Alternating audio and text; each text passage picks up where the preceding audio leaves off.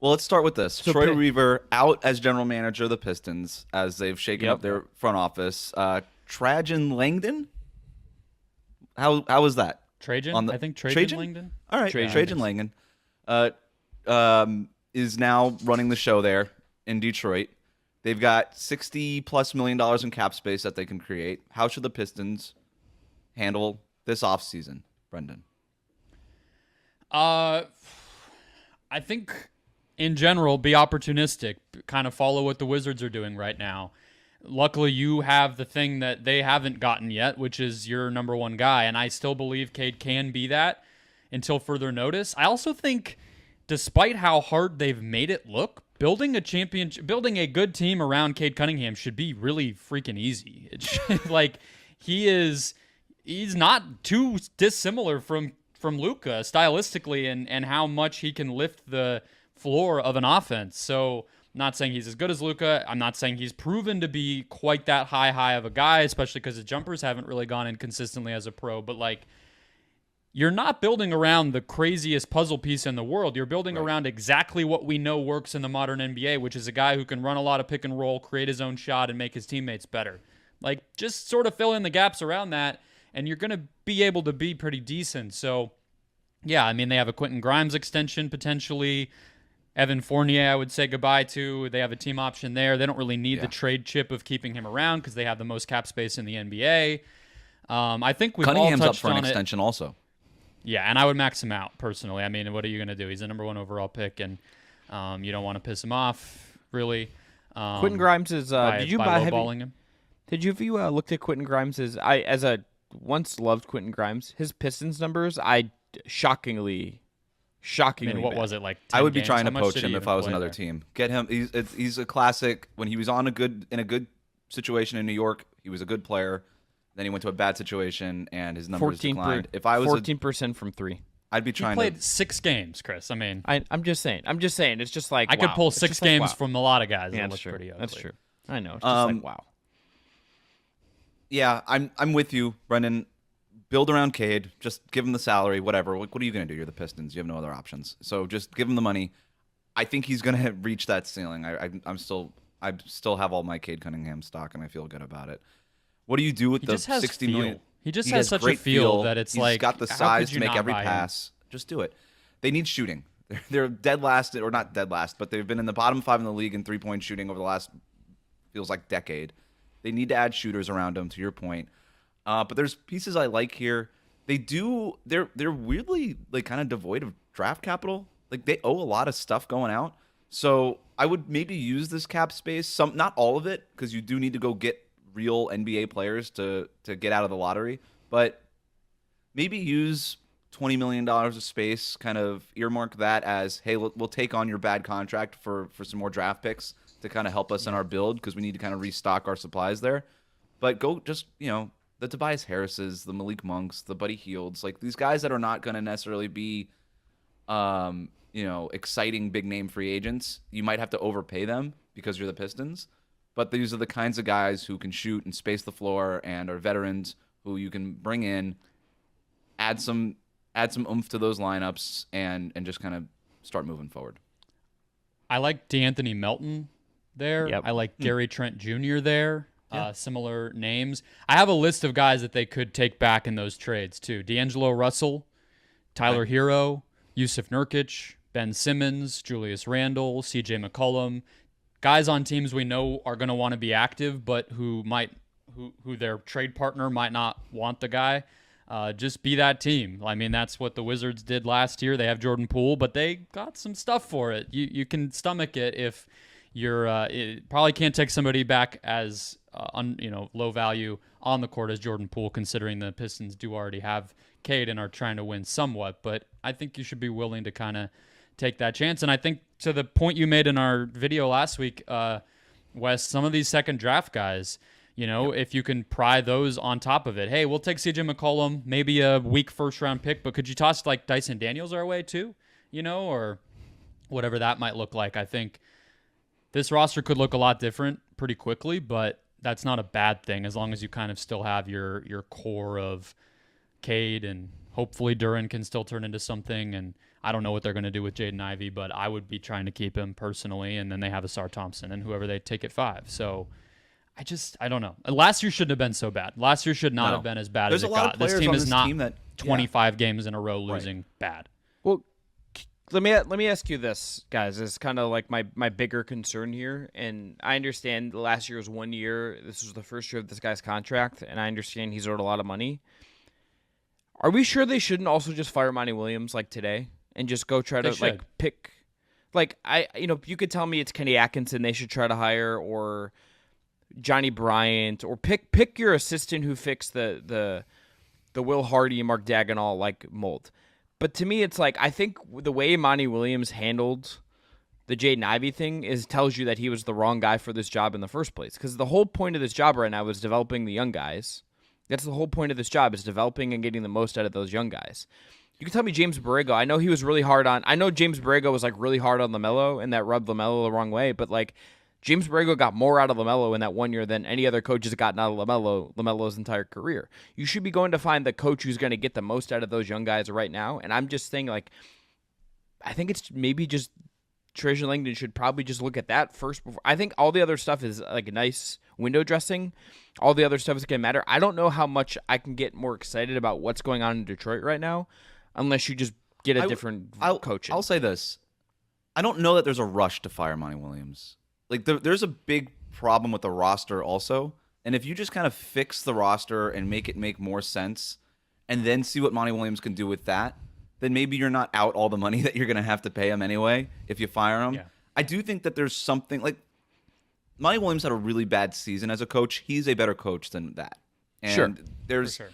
I think you definitely have to I wouldn't be against just giving him another year with a better roster and just seeing what happens. And then if it doesn't, like, what are you rushing towards if you're the Pistons? But is his strength what you need right now? So that's the are other those point. things in alignment? Yeah. Can you make a big swing, like a trade where you maybe move Ivy and maybe even I wouldn't trade Thompson, but like if Monty Williams doesn't want to coach a young team, then don't give him a young team. Go get if Cade Cunningham is ready to be max extended and he's going to be that guy, and I think he had a good year last year.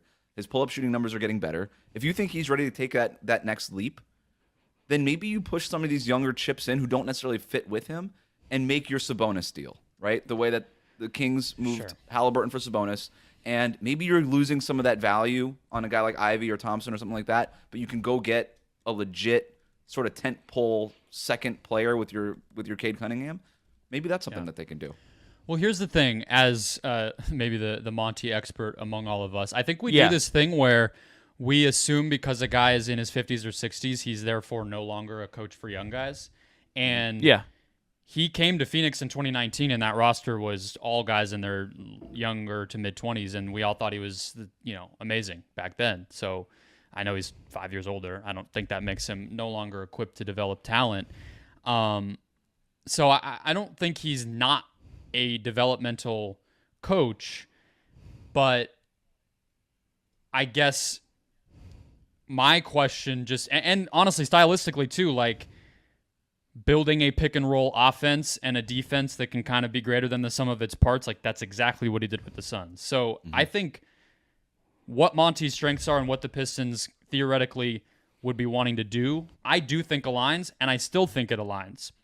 They also, to your guys' point, like in addition to the roster being kind of messed up, they were hurt last year in a really extreme way that I think we looked over, right? Like you can laugh at the fact that Joe Harris and Monte Morris were their two like acquisitions last offseason, and the Joe Harris one especially, given that he was so injury riddled in his last few years in Brooklyn, probably was a stupid thing to do. But Monte Morris didn't play up until they traded him.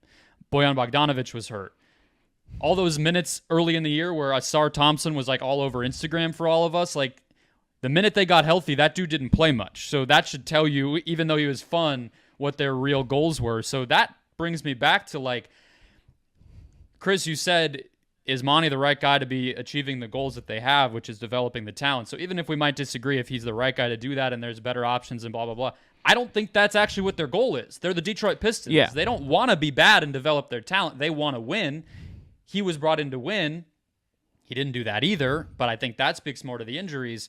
So I think a big trade like what Wes is saying is probably the most likely outcome here.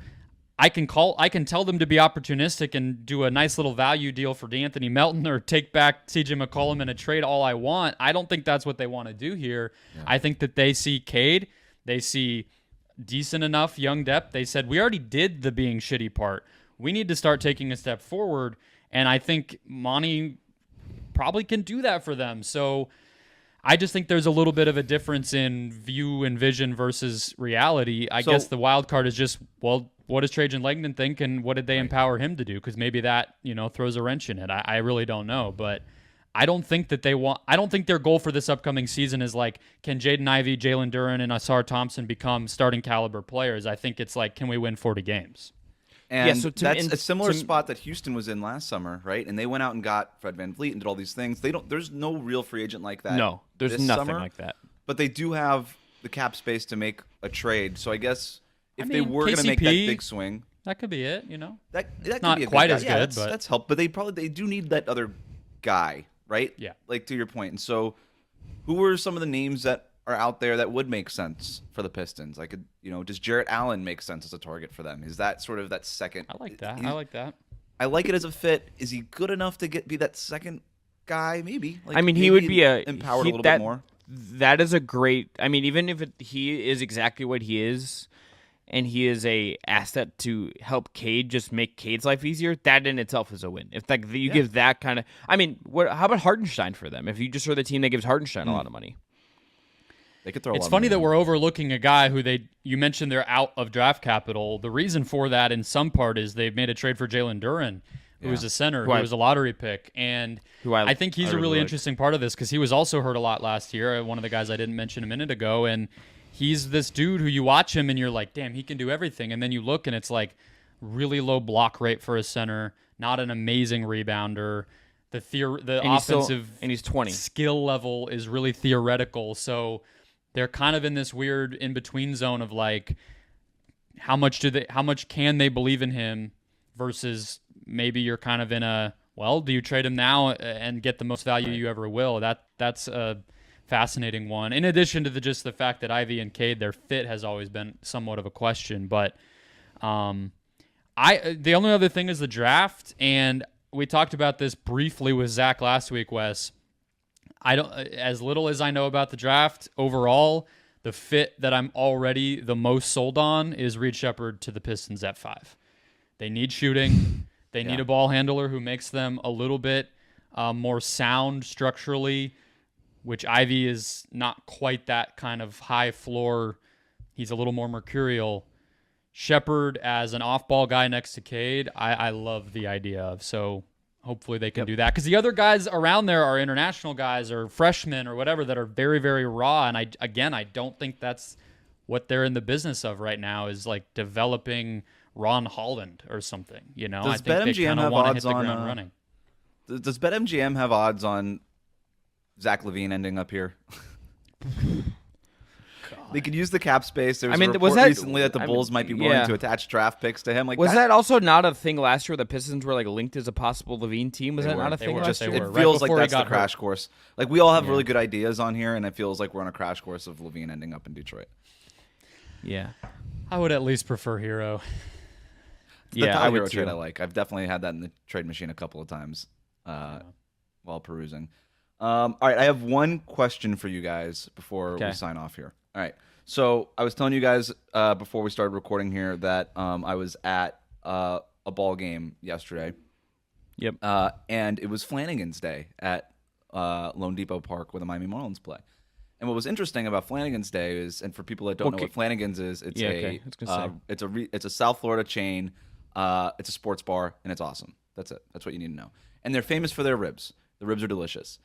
And they had a pop-up concession stand for Flanagan's where they sold the ribs. And I was like, wow, that's really exciting and really interesting. And I thought about it. I was like, I don't want to eat ribs at a baseball game. It's not a great baseball game food. So my question to you guys is, what is the best baseball game food? What is your go-to? The hot dog and it's a hot dog and some peanuts and a beer, and I'm not overthinking this. Mustard? Ketchup? Yeah, stadium mustard, like the brown, like little spicy mustard. You want that? Maybe some onion. Yeah. Or and bratwurst. Or just mustard? Just mustard. Just mustard. I'm not a huge hot dog person. I'm not saying I won't, but it's not where I'm going first.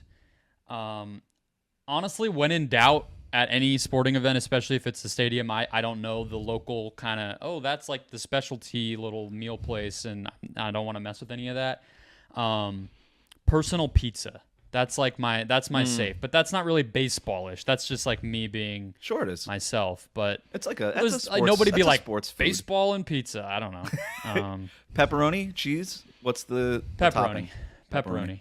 Yeah. Can I? Yeah. I think just I a say little, 8-inch, whatever. Just a little box. Yep. Eat that. Enough to soak up the beer that inevitably is going to be involved, and then maybe get a real meal after the game. Underrated option, I will say, if it's particularly not a day where I've enjoyed some beverages. If I want a little sweet treat, take myself back to childhood. It's usually like $15, so it's like a little expensive. Give me a little ice cream cone, and yeah, it takes me back. I don't know that I've ever had that actually. Just a great little. It's a dying breed. Not a lot of helmet. There should be more ice cream and more helmets. That's where we stand. I got one at a I got one at a minor league game like a week ago for like $6, and I was like, I have faith in America again because it was $6. Yeah. Minor league and spring training baseball is absolutely the way to do it. Everything is cheaper, but the experience is the same because, as we were talking about before we hit record, what's happening on the diamond is kind of like 4th or 5th on my list of priorities there. So if I can get in, spend less money, and have just as good of a time, sign me up. This is what I did. I got an ice cream for $6. My ticket was $10, and I saw a 21-year-old 6-foot left-hander from Canada who's 270 pounds named Tugboat Pitch. What a better way to spend a Saturday. It's a good afternoon. You know what I mean? It's a good afternoon. It's a great time. Not a better Saturday. To me, it's the hot dog. I'm not a hot dog. I don't like hot dogs. I could go so far as to say I don't even really enjoy a hot dog. But when I'm at the baseball stadium, something about me needs that hot dog that's wrapped in the foil, that's been steaming in it for the last 3 hours. Oh yeah, little wrinkled. Little wrinkled. I'm not, and you open it up. I like the yellow mustard right on top, a light beer, and I'm happy. Something about me. There's the energy, the vibes. I need to have that as part of the entire experience. I agree. I think we just found our show clip for the week, for the episode. That's it. All of our opinions on hot dogs. Forget the Pistons or the Mavs or the Celtics. Yeah, about to go to a baseball game. I might have to get a hot dog. Wasn't planning on it, but I think I'm gonna have to get a hot dog. That's what happens. All right, that's been the Just Basketball show for Monday, June 3rd. We covered hot dogs, beer, helmet, ice cream, and the NBA Finals and the Detroit Pistons. Let's recap our picks real quick. I'm Mavs in 6. Mavs in 6. Wes and Mavs Brendon. in 6. Celtics in 7. Check out all of our stuff across all our platforms. YouTube, we just hit 1,000 subscribers, so thank you so much. We'll be doing some more on YouTube now that we hit 1,000. That's right, hit the sound effects. Check us out on TikTok. I'll be doing a betting finals video based on some of those bets perhaps that I talked about going out on Monday to get you a little bit of lead time into that. And we'll be doing stuff on Instagram, all of that and more. Check us out. Thanks, everyone, for tuning in. This has been Just Basketball show for Monday, June 3rd. Enjoy the hoops, everyone. We'll talk to you later this week.